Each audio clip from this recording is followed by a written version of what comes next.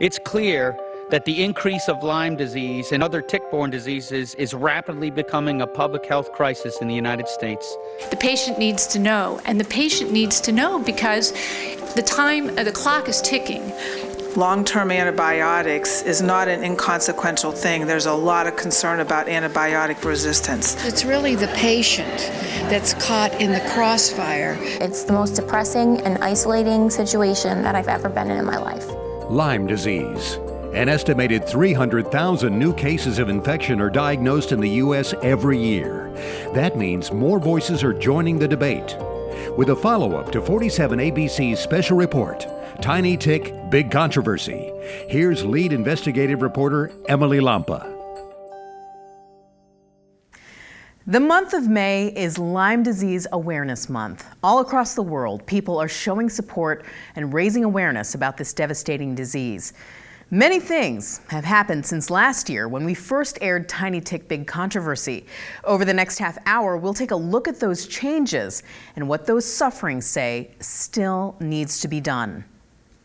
The Delmarva Peninsula, nestled between the Chesapeake Bay and the beaches, it boasts 580,000 acres of grass and rangelands. And for the 3 states which make up this region, when it comes to revenue, that's a lot of green. The most recent research shows farming alone contributes $126 million to Delmarva's yearly economy.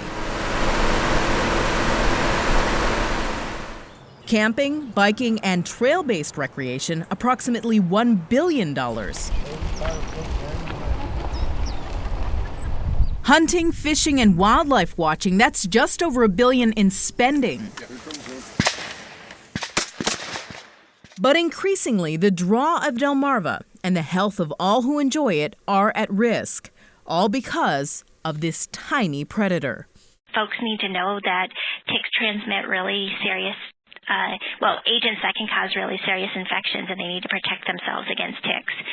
I mean, I think the day of just going out and walking through the woods without thinking about checking yourself for ticks or protecting yourself from ticks is just gone. I don't think people can, safely do that anymore. The deer tick, also known as the black-legged tick, is notorious for spreading Lyme disease, the most common vector-borne illness in the United States.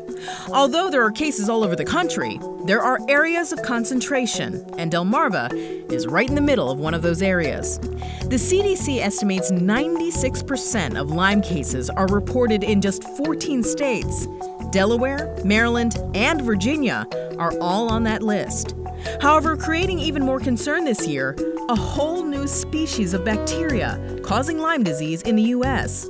Dr. Bobby Pritt and her team at the Mayo Clinic made this discovery, and they named the bacteria Borrelia mayonii. I could definitely say that from all the testing we've done, we can show it's definitively a new organism separate from Borrelia burgdorferi. Borrelia burgdorferi is the name of the bacteria that causes the traditional form of Lyme disease. Although the infection is rarely fatal, it's often misdiagnosed since its symptoms resemble that of the flu.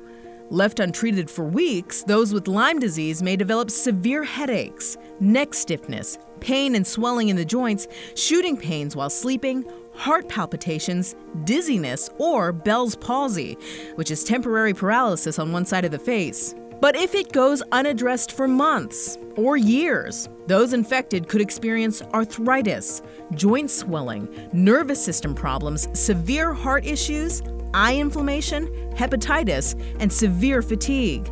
And now this new strain shows a higher concentration of bacteria in test samples and has 2 additional symptoms: nausea and vomiting.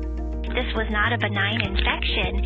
In fact, several of our patients were hospitalized, and that's not something we typically think of with Lyme disease.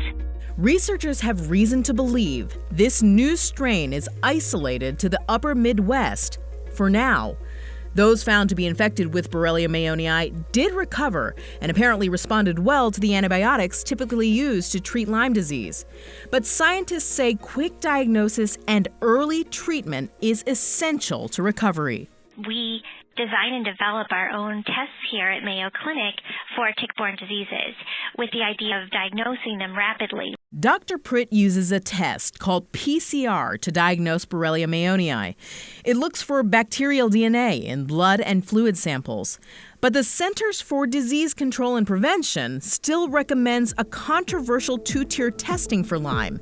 The first-tier test is considered problematic because it looks for the body's response to the Lyme infection, not for the bacteria itself. And the reason that the test is considered ineffective early on is that experts say it can take several weeks for the body to create the measurable antibodies to confirm a positive Lyme test. If you're bitten by an infected tick and get a bullseye rash, you're lucky, because in that case, doctors will typically start antibiotics right away. Unfortunately, only about 70% of people infected with Borrelia burgdorferi get this telltale mark. And to make matters worse, it appears Borrelia mayonnae can manifest with a rash, but not always with the target-like formation. I think we need better tests. What we have work okay, but I think that we need to raise physician awareness and keep working on better tests. There are actually 85 FDA-approved Lyme diagnostic tests out there right now. However, since the CDC recommends only the two-tier testing, those are typically the only two tests that doctors prescribe or are covered by insurance, which is why so many Lyme advocates say that diagnosis should be left up to a doctor, not decided in a lab. Right now, those suffering with Lyme symptoms are now battling alongside lawmakers in the hopes that physician awareness can be legislatively mandated. A look at the state and federal fight is straight ahead.